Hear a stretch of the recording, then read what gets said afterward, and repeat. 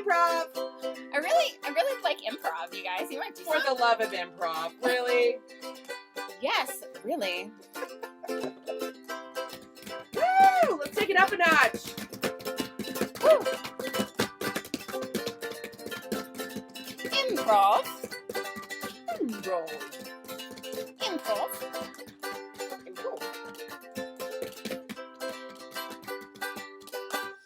Improv. Oh my god. Every time I hear that intro, I'm like, we are such dorks, but I love it. We are dorks, and that is one of the great things about improv is we can all be dorks together. Yes, yeah. Hello, and welcome to the first ever episode of For the Love of Improv, Woo-hoo! a podcast where we talk about how much we love improv. Yeah. What are we doing here, Katie? Yeah, why are we doing this? Well, I don't know. I'm doing it because I love improv and I love to talk about it and why I'm doing it, why it's like therapeutic, and I like to talk to other people about how to do it better, and I just, want to roll in it like a pig in a pig pen. Yes, I want more Why are you improv here? in my life. Yeah. More improv in my life, as Yeah. well as, oh my gosh, I am learning so much. Totes. And this Reno Improv community where Katie and I got our start is so awesome, and I just want to soak up every little bit of knowledge. And when we decided to do a podcast, we're like, we want our podcast to be something where other people can soak up that knowledge, as well as a beginner, intermediate, even advanced people. Yeah, and that brings up a good point too, is that, we don't pretend to be experts. We are going to be learning and talking and knowing more about improv right along with you guys. So we'll be inviting guests in to talk about it, people who have taught improv. Hopefully we'll get some maybe even bigger names from out of town. So it's going to be awesome. What else can our listeners expect from our Yeah, well, we have a podcast? couple segments that we're going to do regularly just to make sure that there's some value there. And also kind of the stuff I want to learn as well. Yeah. We're going to learn history. Mm-hmm. We're going to But it's not going to be boring. No, we're going to we're going to talk more about what people are saying, like what people have said in the past, how it applies today. Mm-hmm. It's going to be a really interesting history segment, as well as a word of the day. Just so we all know the lingo. Yeah. So we're all talking the same language. Mm-hmm. Absolutely. Yeah. And then we're actually going to also do some games just to lighten things up and, invite our guests to warm up with us. So that should be fun too. Right. And as we do this podcast and grow it, we're really hoping that our community can be involved. So we've created a website. It's called fortheloveofimprov.com, where you can go and see what upcoming guests are coming. You can help decide what the next topic is going to be. Oh yeah, and then they can ask questions too, and we can take questions from our listeners and ask our guests about them. So we want to know what you guys want to know about, because we're all in this together. Yes. You know what I just realized, Katie? What? They have no idea who we are. We're just a Oh couple. my god, of we chicks totally talking. just didn't introduce ourselves. Right. Well, that's because we are living, breathing improv, and so we are nameless. No, I don't know. I just totally made that up because I'm an improviser. No, actually, my name is Katie Welsh. What's your name? The Katie Welsh.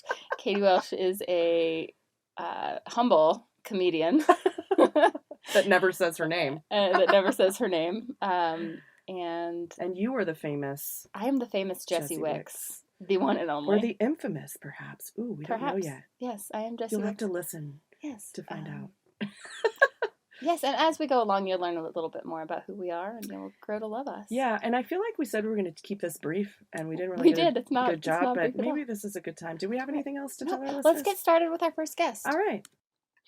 Today our first guest will be Chris Thigpen. He's a local improviser, actor, filmmaker, comedian, etc., in Reno, Nevada. He owns his own creative agency, Ace Studios. He is a regular comedian at Reno Tahoe Comedy at the Pioneer Underground. And by the way, he just won second place at the There Goes the Neighborhood comedy contest. So congratulations, Chris, there. And he also improvises with me on our local team, and it's called All Things Reconsidered, and we perform at Reno Improv regularly. Welcome, Chris. Thank you for having me. It's such a pleasure. Golf clap. All right.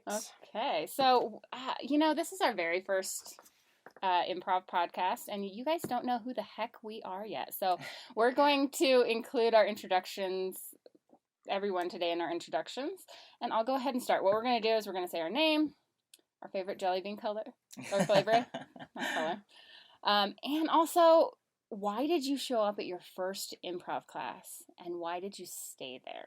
So we're going to get deep today. Ooh. So let's start with Katie, because I don't feel like Alright. going first.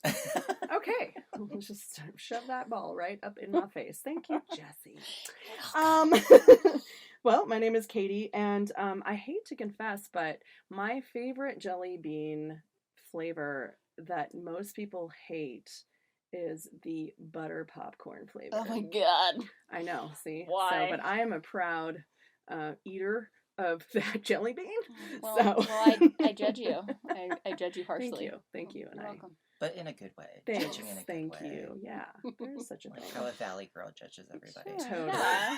Totes. Totes. So now, okay, so why did I show up to my first improv class?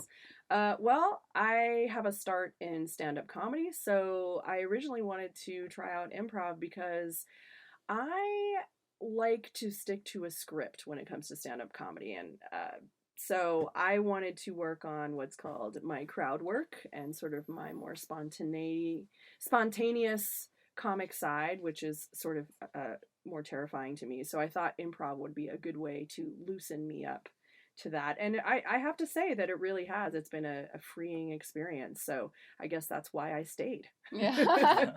What do you like better now, improv or comedy? Ooh, that's tough. There's such two different animals, and I feel like that could be a whole podcast episode in of itself. But All we right, might we'll get table into that. some of that with Chris because he also does stand up. Also So a comedian. Oh, I'm getting nope, it's your turn. I'm getting the ball thrown in my face the way I threw it in Katie's. Okay, what goes so around comes around. Ooh. My name is Jessie Wicks, and you know what? I'm a pretty traditional girl. My favorite is the watermelon color, not because of the flavor, but because I like to bite half of it off and look at the colors, because they're different colors. It's red inside, and it's just true to form. It's just you it's like just- to get deep with it's the not- jelly bean. right. Everything's deep for me. I think too much. Anyway, you know what is also deep is why I went to my first improv class. You know, I am a mother of two, Woohoo. and you know, sometimes it sucks. I love my babies. That's not the response I was expecting. But it's real. But it's so real. That's awesome. Yeah. I love that's right. It's true. Well, when I had my second kid, I became incredibly isolated, and I'm an extremely extroverted person. And what I was finding out was that I couldn't talk to people any longer. And I was so isolated, and I was depressed. And I was like, you know what? I need to get out and do something that's going to force me out of my comfort zone. And so I came across the Reno Improv, and I was like, okay, this is something I'm going to force myself to do. I'm probably going to hate it and just go once. But as soon as I went, I met Chris Thigpen, among some other people. And the very next day, there was a workshop hosted by Mike Brown. He works at the Pit in New York City. Phenomenal guy. Amazing workshop, and it kind of made me fall in love. Kind of like the Well, name. and that's where we met, by the way. You and Oh, Yeah, we we were all went- there. yeah. This is Yeah. where I it know, all see? began. We're Aw. kindred Thank you, Mike Brown. spirits. Yeah. We were born improv babies together. Yes, so that's me in a nutshell. Hi, so my name is Chris Thigpen. You already nailed everything. It's like nothing else to say. My favorite jelly bean is, I don't actually like jelly beans, but that's okay. if it is, if I You were had forced. to choose, if I was forced, there was a gun to my head. I think I like lemon. That was the last one I remember. It's like love very it. cleansing. Very It was cleansing. a cleansing. I got a lot of vitamin C out of it. I'm not sure if this channel thing has any Probably just a lot of sugar. properties. It's just sugar. I got 36 grams out of it, of sugar.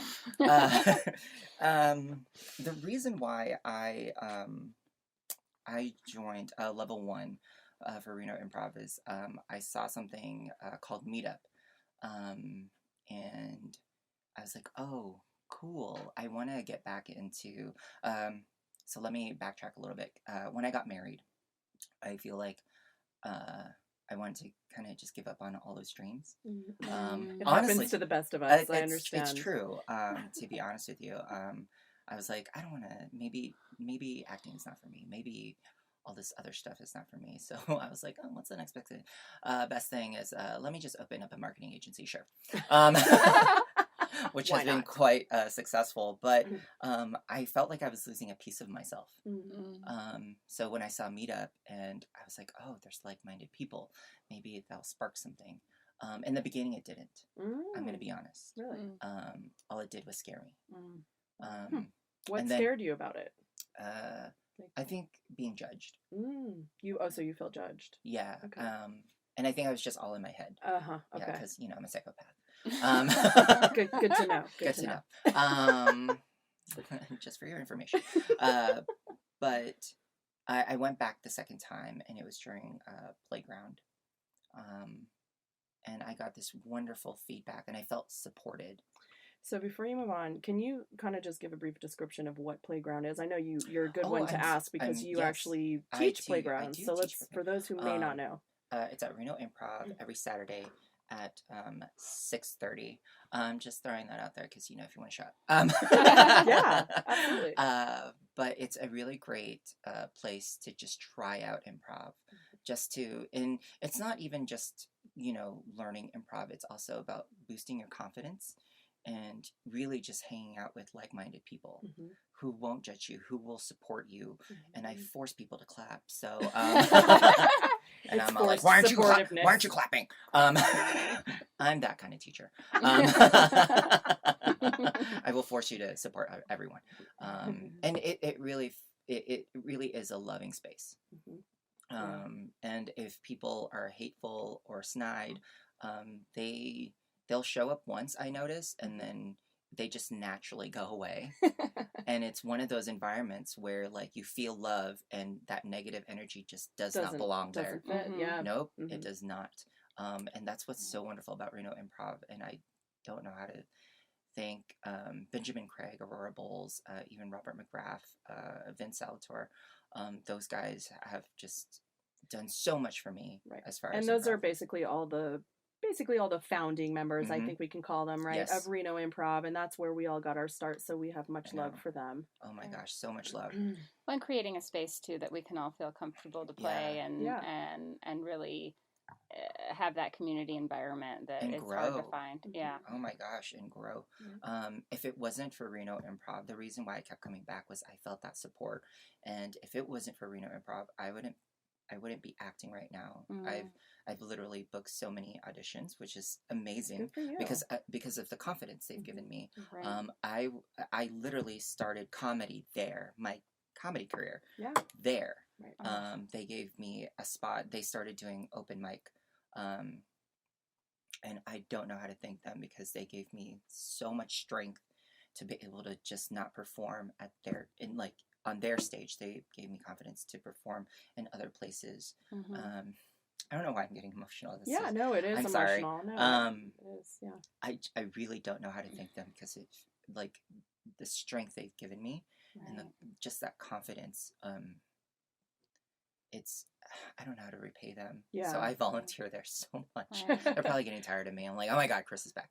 Right. No, you've definitely become one of the main contributors there. So we all appreciate that too.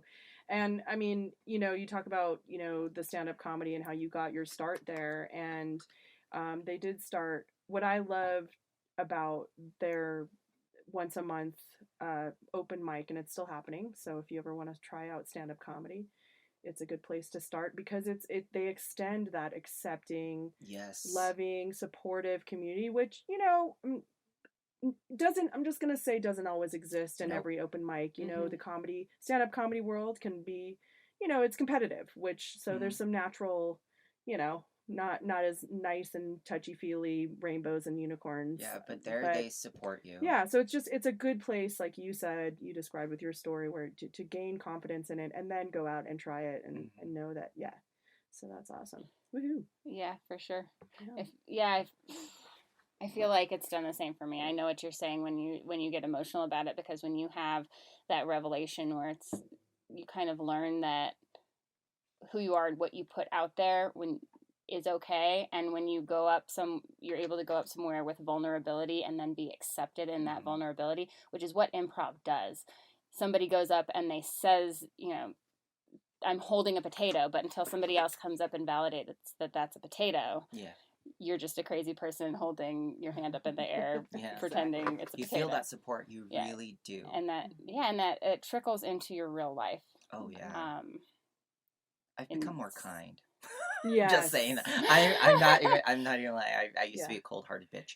And then I you know, I feel like Reno Improv has really showed me like real kindness, what human beings can really be and the potential to be. There's so much to delve into in improv of like the underlying benefits of improv. It's just so amazing. It's so beautiful. Yeah, and I definitely, I mean, I agree too. I mean, I don't know if I would go as far as a cold-hearted bitch, but just maybe like just a maybe like a lukewarm hearted bitch. And now I'm just on fire. It's like just tepid water. No, but I mean, just that idea of you know, it taught me to be. I always thought I was a tolerant person, and then I went to Reno Improv and I was like, no, this is pushing me to be even more tolerant, and tolerant not just of other people, but of myself too. Yes, you absolutely. know? So that has been an awesome sort of self journey, if you will. Yeah, I feel like we all went through this. Weird journey. Totally. I mean, I know it's like a cult at this point. We're all like, yes, we will follow the Reno Improv. You just have to pour your blood in it. Yeah, we'll get to the rituals later. No, just kidding. Here's a contract, though. Sign your name in blood. All right. Well, shall we transition to something slightly lighter? Yeah. Talking about our bleeding hearts and souls. This podcast is going to get deep, you guys. So just be prepared. Yeah. All right. Well, let's start with a game. Okay. You guys want to do a game? Yeah. See how this goes. I love games. Yeah. We'll see how this works on a podcast, because it's like, I don't know, it might be super, but let's not be judgy, right? Yeah. This is what improv has taught us. About. I'm already like judging it before it's happening. Right, so you guys shush, can't Katie. really see what the heck we're doing. So this is the unassociation game, as I've named it. I don't know if it's named something else somewhere else. Forgive me. What we're going to do is we're going to point to random objects, and since you can't see us, we're going to call out the actual name of that object, and then quickly we're going to try and name it something completely unrelated to it. And the whole point is to go fast and to be able to come up with something totally unassociated with what you're looking at quickly. So probably might start out slow, and then once we get in the rhythm of it, pick it up. All right. So this paper is a German flag. My hair is my black hair is Ariel mermaid hair.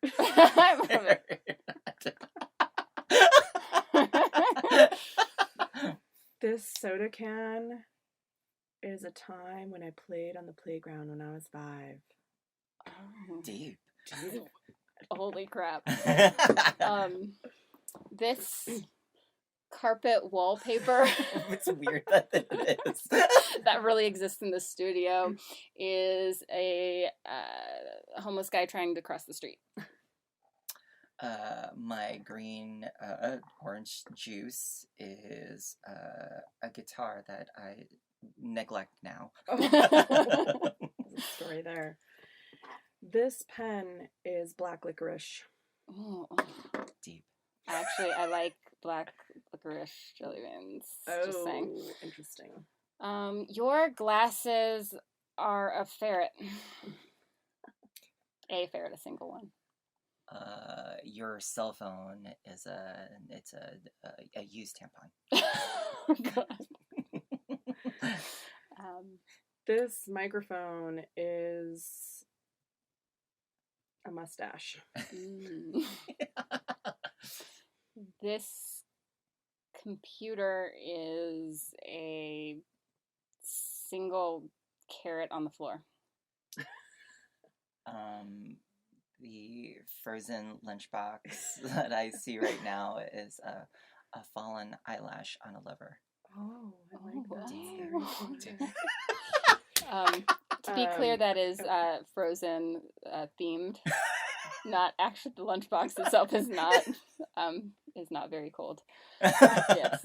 Oh, right. Like from the movie. From the movie. Yes. Yes. Yeah.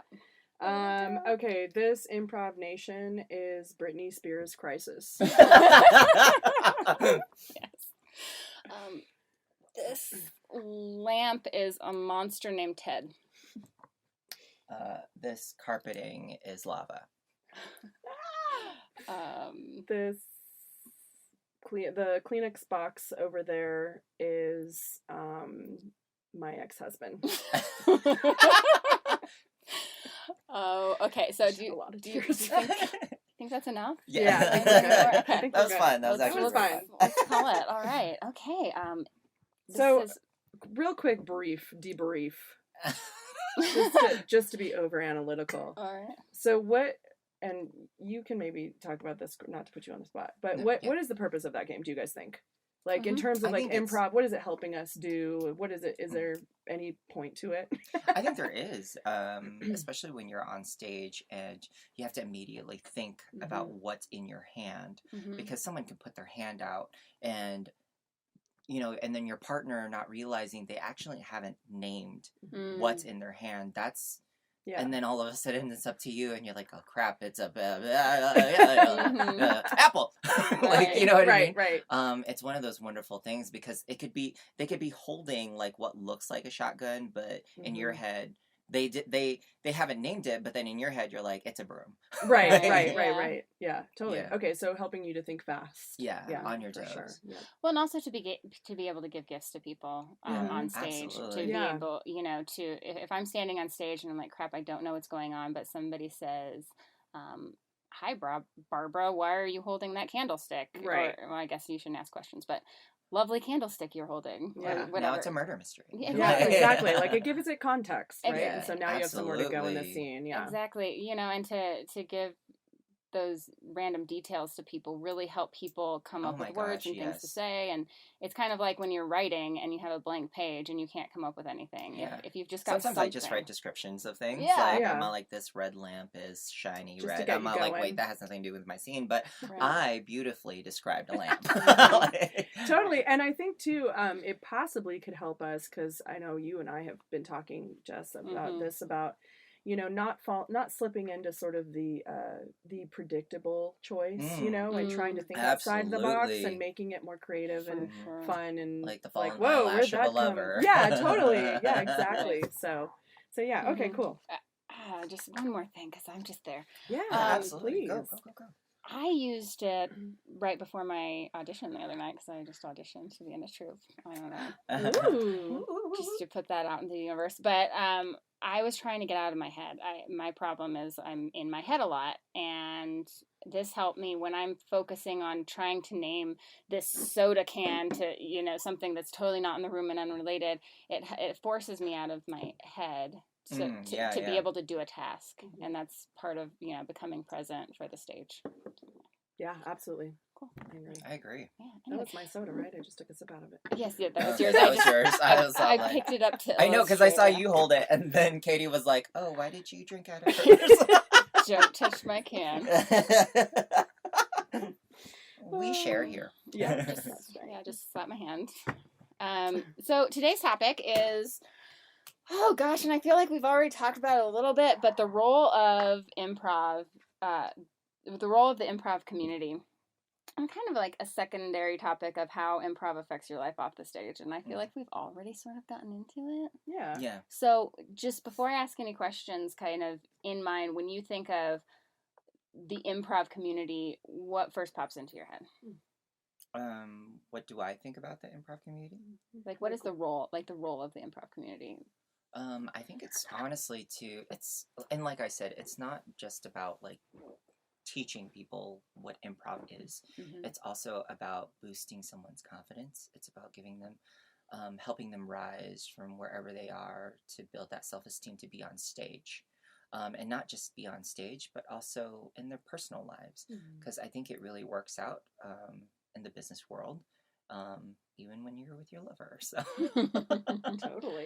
Totally. Yeah. I mean, I think, I don't know, the community or the connection that I, feel with Reno Improv is that, it's not just the support that you're going to get on stage, but it's the support that everybody is giving to have Reno Improv continue. So whether it's, volunteering to help with the cash box or something on show nights, or if you're teaching the playground, I think you guys get a little bit of money for that, but not a lot. Not a lot. But I so love it's kind of, I know you love it, and you're doing it because you love it and you want to continue to build that community, and it's all those efforts to put into one, it makes it such a strong community and something that you want to continue to contribute to and to be a part of. So yeah, I also, what comes to mind for me too is that stuff happens on stage and then it's just gone. And if you don't have those moments to share with people who like have been there and seen you do other shows, those moments only live within you and live within one person. But when you have a community that's constantly showing up for each other to each other's shows, and then you have this shared experience that where you can really make deeper connections, so that you do feel comfortable going and doing acting or doing comedy or something you would never have the nerve to do again, because you feel like you have a community that supports you. That's the first thing that pops in my head. But before we get too deep, we're just as an introduction there to our topic, but let's have a little history. A little history lesson. Yeah. We're gonna have some segments in this podcast, you guys. We're gonna talk about history, and so you learn something every time. And we're also gonna give you a word of the day, something that helps you to understand the inner workings of improv a little better. Yeah. But Katie's going to do history. Okay, well, hello class. Thank you for coming to the history class of improv. No, just kidding. I was a teacher before, so I have a teacher voice. But so I have been reading this book. I'm not done with it, but I've already gained so much knowledge just from the first, I haven't even gotten to the first 100 pages. I think I'm on page 80 something. But Improv Nation, it's by Sam Wasson. And somebody told me it was on sale on Amazon recently, so I don't know if that's still happening. But yeah, How We Made a Great American Art. And so this author actually claims, and maybe not everybody is in agreement with this, but he basically boldly states that improv started in the United States. And just kind of like jazz, right? That's another art form that started in the United States. So, and he basically says that Viola Spolin was sort of the mother, if you will, that gave birth to improv. And basically where that came from is she studied under a sociologist, who I'm forgetting his name right now, that believed through play, you could make connections. And she basically worked with immigrant children, and a lot of the immigrant children who are new to the United States, who did not necessarily speak English, they all spoke different languages, so she had to figure out a way for them to connect with one another, even though there was a language barrier. And so she came up with these games, much like some of the improv games like the one we just played, and basically said to the children, okay, just play, and who's the best at playing but children, right? They're the best. They have no judgments.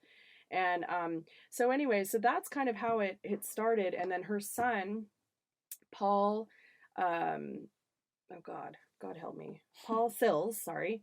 He's the one who eventually ended up founding Second City, and so I'm not going to go into that right now, but that's sort of the connection there. And it all started with his mom and these games that she played with these kids. And I pulled out some of the quotes from the book talking about Viola Spolin. And here's just a couple that are real basic, but I thought that they were very true to even what improv is today, and true to what my experience with improv has been so far. So I'm going to say these quotes, and I kind of want to open it up and see what you guys think, if you can relate to them, if you're like, that's just a bunch of bullshit. That's fine for you to speak your mind. So one of the quotes is, the games, referring to Viola Spolin's games that she used with these immigrant children, the games really are a form of breaking the ego, which I think is a really powerful concept. Yes. And then sort of to tag on to that, I think this is the author saying, the game freed truthful behavior. So I'm just wondering if you guys can relate to that in doing improv, when you're doing games, or just doing improv because you're always trying to find the game, even in long form improv. Absolutely. The one that resonates a lot with me is the games really are a form of breaking the ego. Oh my gosh. And like I said earlier, I was afraid when I first went to my first meetup for Playground, and it's because it humbled me, and it made me realize, like, bitch, you're not that great.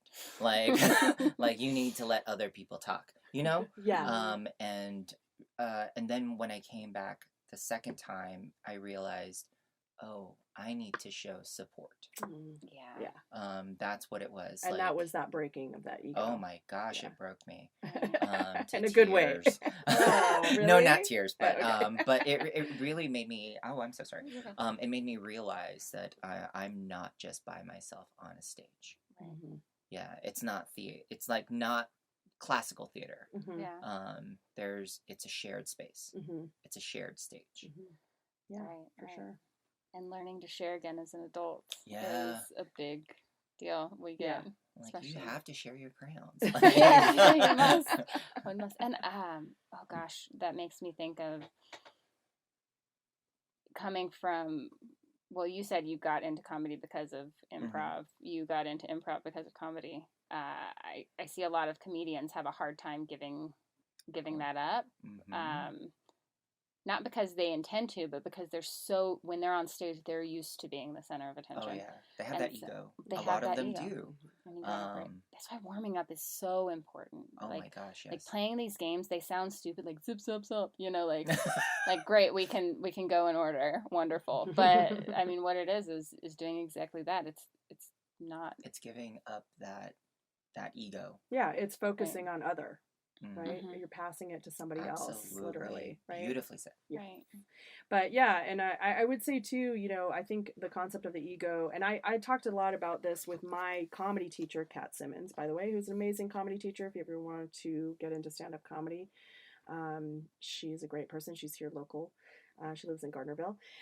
But she always would talk about the ego, and she talked more about it in the sense of fear. So you mentioned fear, Chris. Oh, yeah. And in that is the ego as well, trying to protect us and tell us, hey, you got to stay away from this shit because it's going to destroy you. And I'm here to protect you.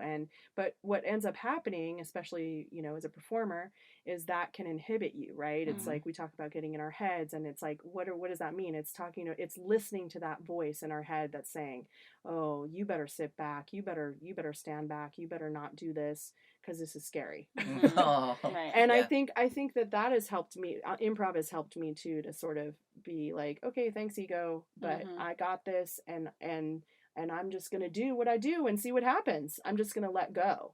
So that's been a powerful experience for me.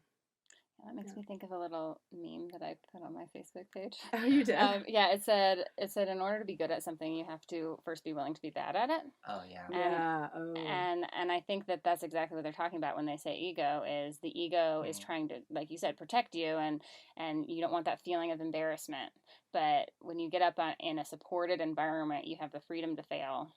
Yeah. so and that you it's can. wonderful Yeah. feeling when you realize you can succeed with that failure. Yeah. Because Right. I protected my ego in a way where I was just starting to close people off because I was like, I need to protect myself, because I've had rejection from Hollywood. You know, being you know, someone who's an immigrant and Asian, you know, I've been told things that, you know, I feel like should never be told to anybody. Yeah. And so when I first got to Reno Improv, I, you know, feeling that humility was probably like a really great thing for me. Yeah. Because then I didn't act like a little, what was it from Lord of the Rings, Smeagol? You know, like I treated my ego like it was like some diamond ring. Right. Yeah, and I think we all do that to some extent, right? Yeah, for sure. I'm curious, based on what you just said, how do you feel about the words like freed, truthful behavior? Do you feel like you can be truthful on stage? Oh my gosh, yes, now I can.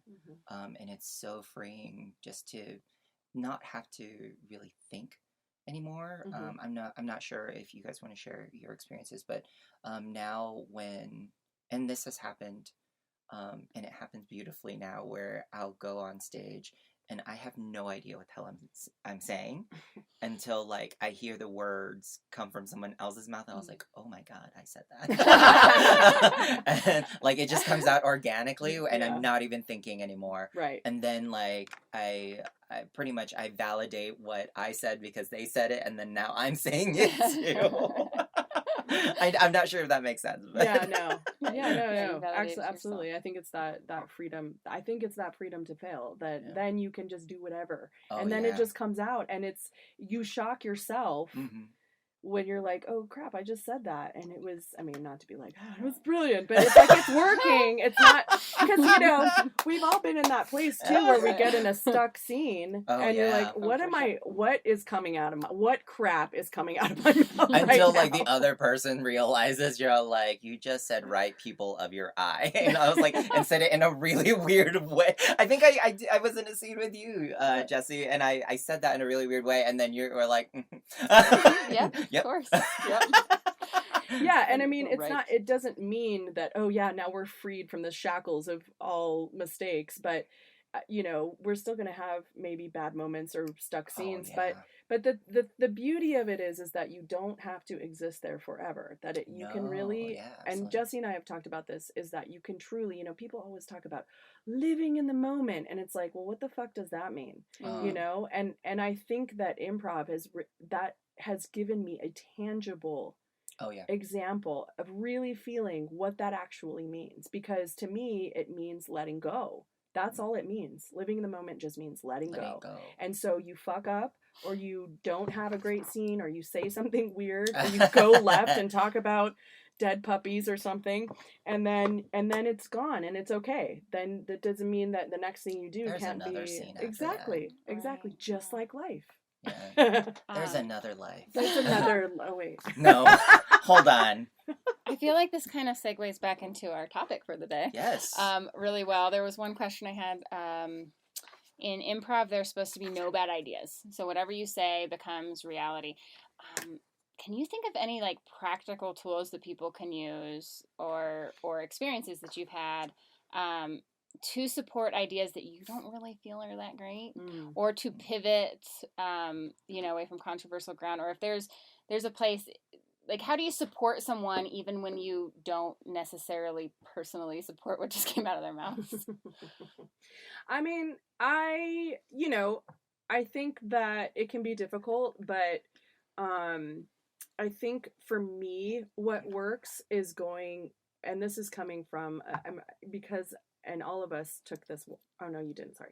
But we've talked a lot about it. Sorry, Jesse, that sounded horrible. I missed Rosowski. I know, and I'm so... I love David Rosowski. Rosowski I love came you if you're listening. Yes.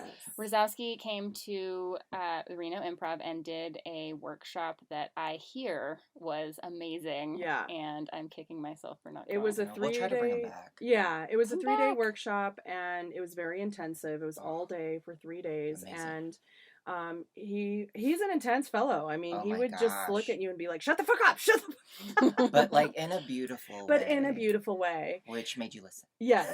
Yeah. Right. And anyway, so I use, because that was pretty recently, and that's Mhm. what's really helped me recently with my improv, I think the most, to use some of what he teaches, which one of the main things for me was point of view. So don't lose your point of view. So if the other Oh my person gosh. says something left or whatever, then just keep with your point of view.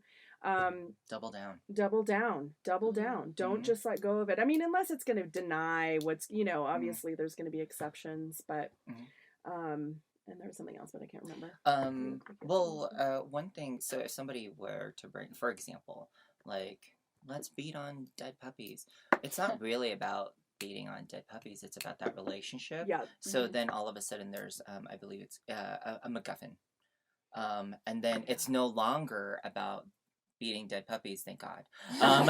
And then it becomes that relationship, like, I don't like it when you beat dead puppies. Right. Like, what happened? What's going on? Let's not do that. Also, I don't want to be married to you no more. Like, Yeah, you know, right. if it was that kind of Yeah, relationship. totally. Yeah, you focus it back on the relationship. Yeah, it's so- always about the relationship. Right. Mhm. Yales. What do Right. you have? Do you have, I mean- I wrote that question without an answer to it myself. well, maybe And because you were seeking answers. maybe I'm That's seeking okay. answers, but That's called being a great reporter. yeah, That's right. Ask the questions that you have. right, yeah, 'Cause and other I do. people, other inquiring minds want to know. I do. And I've been Other on, people are curious. I've been on that place on stage too, where I've if people don't follow the rules, so the first rule is there are no rules, right? So sometimes people don't follow the Ish. rules. Yeah. And you get upset, and then that Bill, gets let's me in ask my that question. Yeah. Are there rules in improv? To an extent, I believe.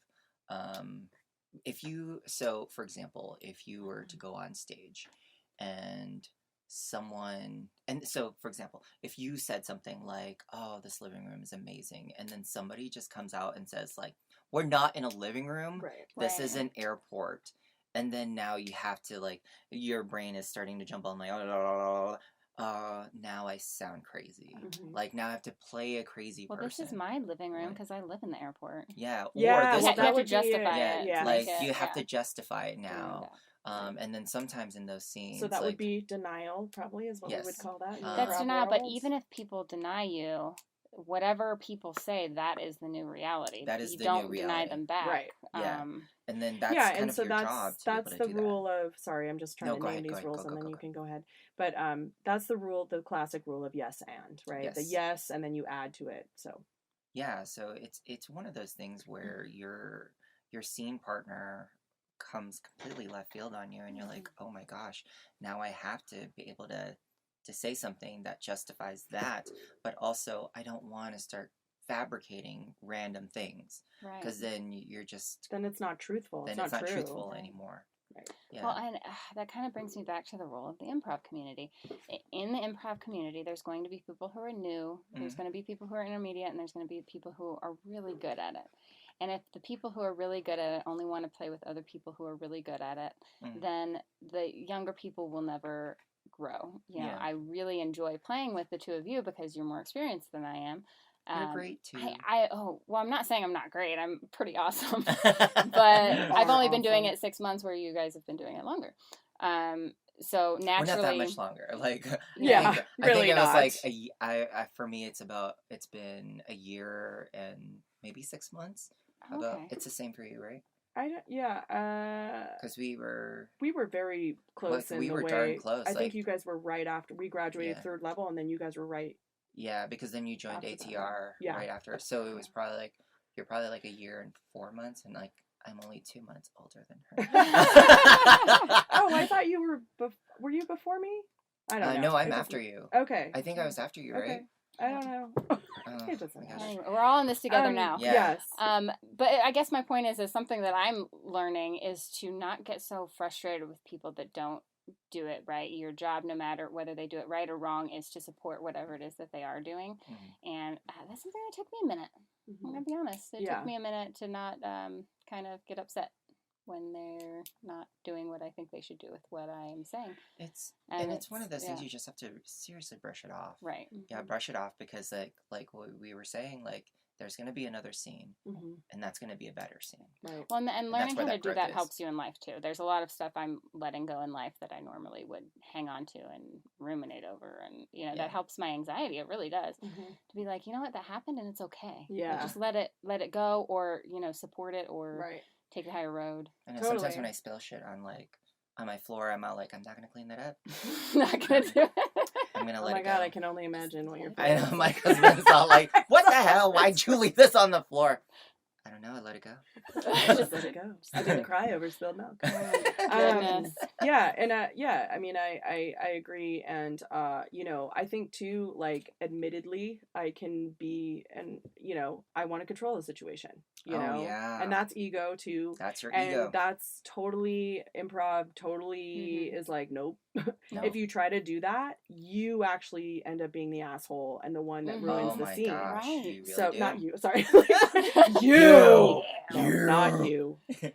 Oh, But God. yeah. But I wanted to really quick mention, because there is a part in this book where let's see, Flicker and May, one of the originators too of improv, one of the original improvisers, and this again is from Improv Nation. Flicker and May is Flicker that and May are their last names. Oh, okay. And they sit down at one point and they call these kitchen table rules. They sit down and they actually wrote 3 rules. So of course Okay. the first one was don't deny, which we already just Love talked that one. about, right? So, and it says if somebody says he has a bunny in his hands, he has a bunny in his hands. Right. Yes. Right? It's a freaking bunny. Okay. Yeah. And then number 2 is whenever possible, make a strong choice. Oh my Right? gosh, That's love that. good. Yeah. The less obvious, the better, which we talked a little bit about too at the beginning of this podcast. And then number 3 is you, which I think is interesting, and I'm not sure because I feel like Rosowski kind of parts ways with this one a little bit. You are you. What you think of as your character, this is in quotes, character in quotes, is really just a magnified piece of you. Therefore, on stage, be you. I feel like there's 2 beliefs of that one. Do you have a... I think that can be interpreted a lot of different ways, but I think all that's saying is, of course, you're not playing yourself, but you can't separate yourself from your mind and what comes into your mind first. So if I look at something like in our game and say, soda can, I think that's a metal grate. Like that is coming from somewhere inside of me. Like those are my visions and my memories that I'm able to turn that soda can into a metal grate. I don't even know where that freaking came from. Yeah, and I think, sorry. Okay. No, I was just gonna kind of tag on to that to say, I think when it comes to emotions too, I've noticed that sometimes if I'm feeling some sort of way, like I can use that in my scene and choose that emotion. So I feel like that too is also can be me. But and I want to talk about Rosowski too, but I want to hear what you have to say. No, I absolutely agree with both of your statements, and it's one of those really wonderful things. Like, so if you are feeling a little mad, like, you don't be scared to be mad on stage, because that's a real emotion. And then all of a sudden you have like a weird British accent, so now you're a mad British person. Well, and it's going back to like true. Then it's true. Yeah. It's truer because it's that's your emotion, right? Yeah. I guess you got to be careful though, because if you're really mad, you might just like go left. Maybe it could help you too. Like if the situation that you're in, maybe your character comes to sort of some kind of understanding about why he's mad. Maybe that could help turn your anger into something else. I'm so sorry. I just have a really great example. So, what was that, Saturday? I was feeling very political during our... Oh my God. Yeah, and that's the reason why... Talking about, and this is America. This is America. And all of a sudden, that became the theme of our show. The whole night. Yeah, that was something that was already brewing inside you. Yeah, that was already brewing inside me, because I was on Twitter too long. And I was like, oh no, America's going down. then all of a sudden it just started coming out on stage, and I was we like, have a problem.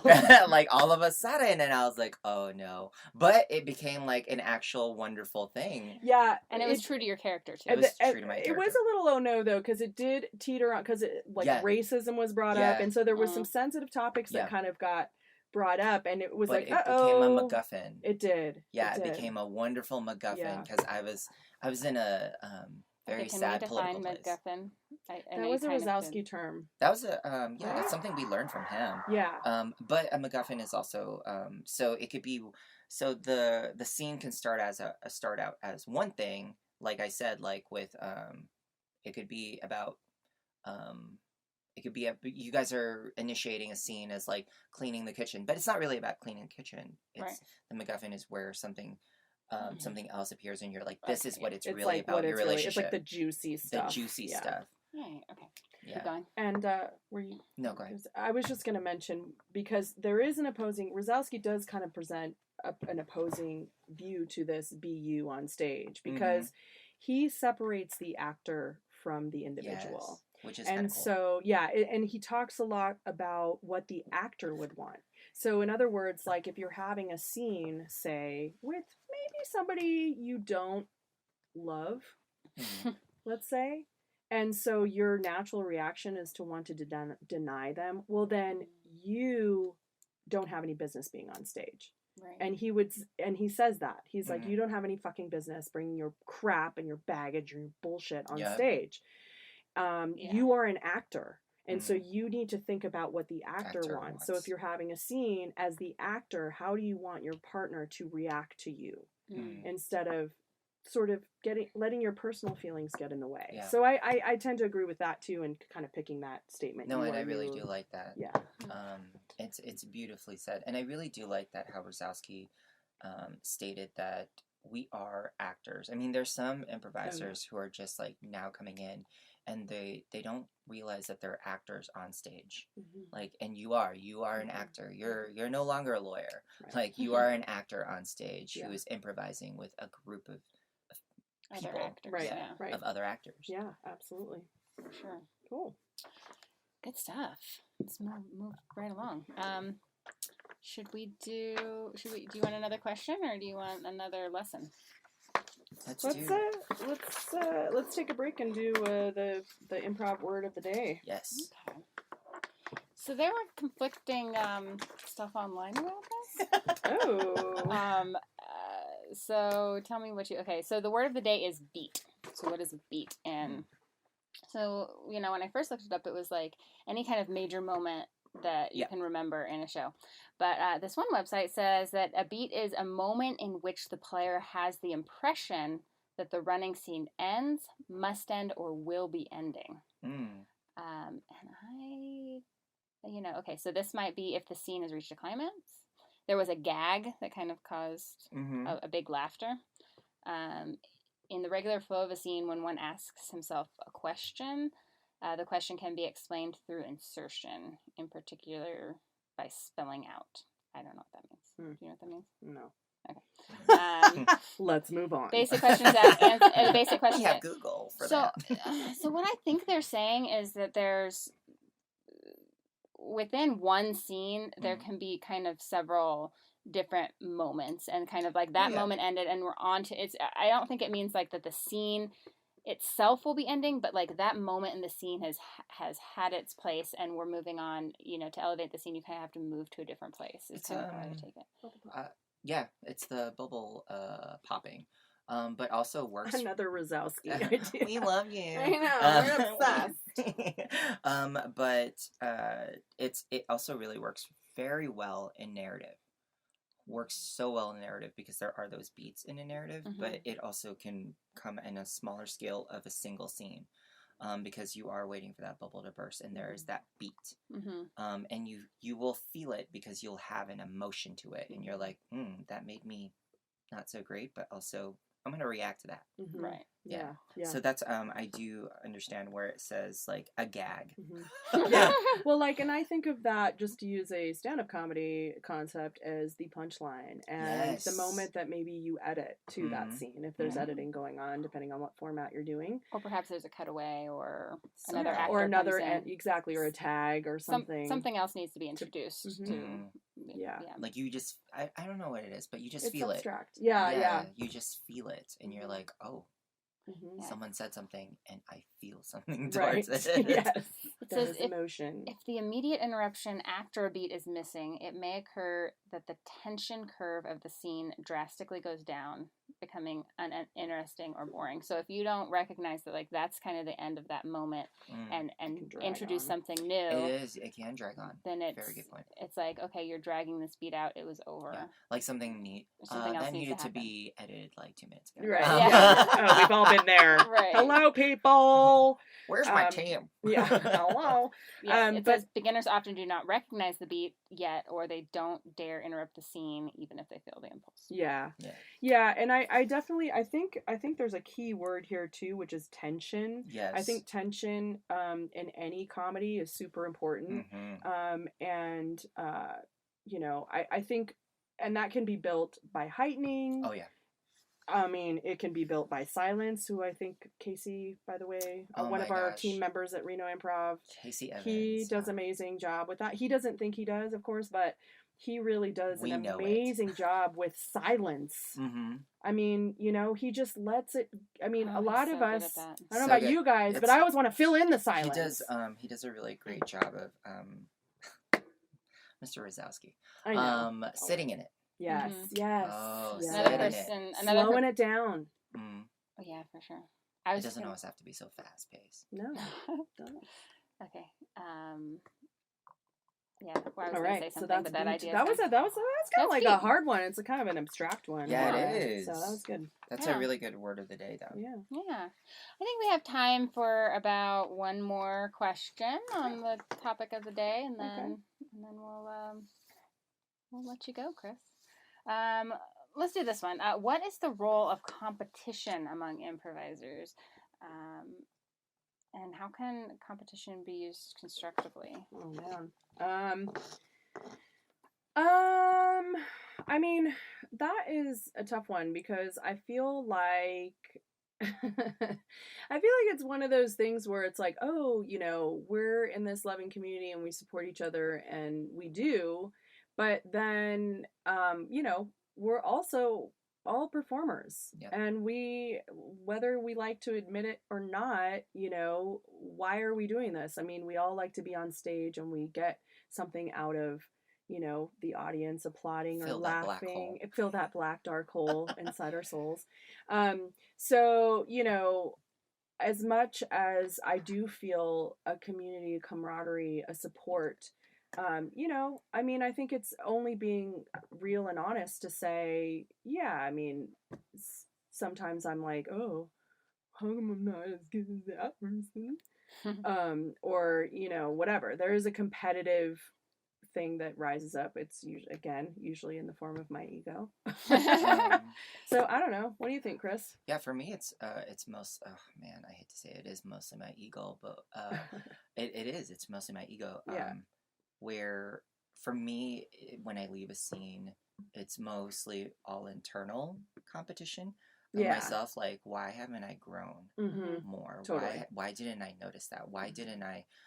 So it's not really a competition between like me and Katie Mm-hmm. or me and Jess, Mhm. Jesse. It's not that. It's Mhm. for me. It's more internal Right. competition where I'm like, oh man, I can't live up to somebody who's been doing it for like 10 years. Right. Mhm. Like, and then it makes me want to grow. Yeah. Right. Like it forces me to. Right. It's kind of like personal best Oh, instead of yeah. focusing on other people. You guys are both competing in the duo competition as part of Art Town No, this actually, month. I am not. You're not. Oh, but okay. I Yeah, thought you were. I am supporting. Very supporting. So I guess this Appreciate question your would be for support. you.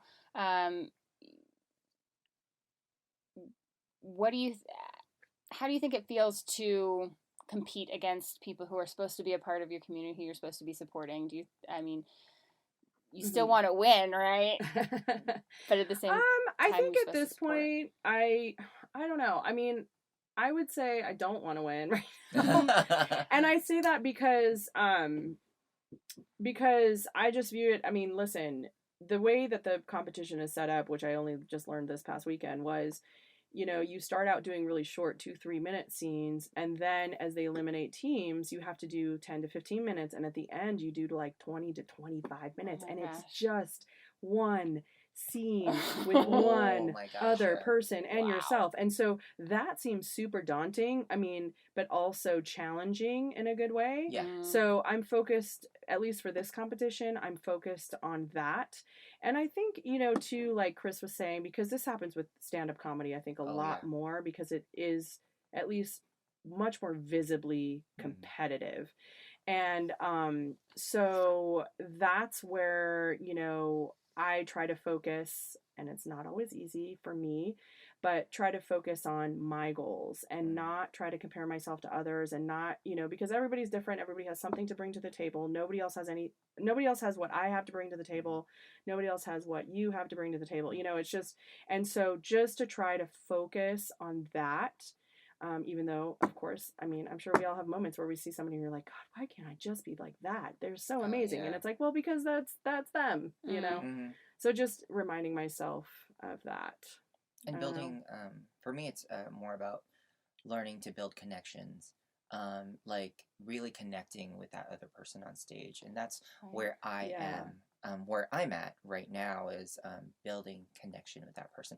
Because sometimes, like, I don't feel it, and I have to fake it. I and know. I'm like, ooh, I wish it came till you make it. Yeah, like I wish. And sometimes you don't make it. Yeah, sometimes you don't make it because like that scene fails. Yeah. I know. And then you're like, okay, I've learned something from that. Like, either I wasn't listening or I wasn't.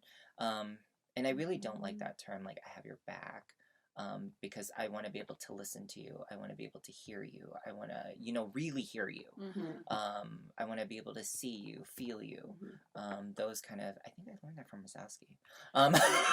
Did I? I'm not just looking for ways to save you or help you. I'm looking like, for ways to lift you up and hear you and understand where you're at. Be with you. Yeah, to be really with that person and to really make that connection. And I want to be able to do it to a point where I'm making connections with every single person I'm on stage with. Right. But is that possible, though? I mean, sometimes it's because I feel like just in life, I mean, you connect better with others, some people more than others. I don't know what you guys think about that. Because in my personal life, no. It's a little bit harder because of course. that's the reality of things, right. But when I'm on stage, like, I want to be able to connect in that way where I can literally, that's my goal. That's my own personal goal. Like, I want to be able to, I throw anybody at me and I can connect. Yeah. Right. Yeah. And I think that's a beautiful thing to see on stage. Because I've seen people who are like, damn, I thought that was going to go really badly. But you just connected in a way that I was not expecting. Yeah. One thing that stuck out to me the other night that Tim Mahoney said, who is another great teacher over at the Reno Improv, he said, look, this is not a competition that we're doing. There is no competition in improv. This is a show about a competition. Yeah. So at the end of the day, we're all supporting everybody because we're all here to put this show on. That's don't get stuck in your ego about whether you win or not. It's not really about that. So that's something to add there. Let's finish up here because we've been here about an hour. Actually, when I said hour, I think we just passed the hour mark. So let's do some shameless promotion. You want to do some shameless promotion? Sure. Oh, me? Nope. Chris, let's do. I think Chris.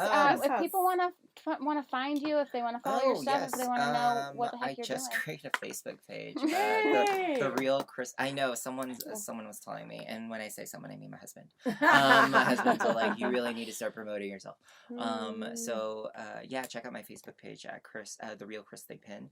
I also have an IG or Instagram, the real Chris Thigpen, or I know it's all the same. Or Twitter at Chris A. Thigpen. And then I soon will have a website that's coming soon. Awesome. We will put all those in the show notes for you guys. Yeah, absolutely. Um, And then you can also catch me at Reno Tahoe Comedy. I also perform a lot with Katie at Reno Improv. I'm so bad at telling the address. Do you?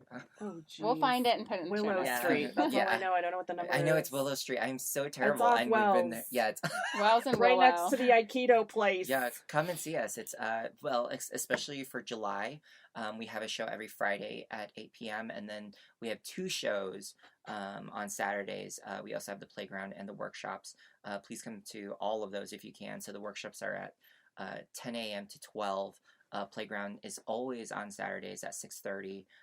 And then, like I said, for our town for July, it's Saturdays from it's 8. We have a show at 8 p.m. and then we have duo improv at 10 p.m. So please show support. But on our regular showings, like past Art Town and past July, it's every Saturday at 8 p.m. And if you pay to get into Playground, it's only $5. That $5 actually takes you into the actual show, so you only have to pay once. So what you're saying is that people can get a whole night of improv, hours and hours of improv for only $5, Chris? Oh my God! Yes, That sounds No amazing. way. it is amazing. It's too good to be true. Okay, well, one last question.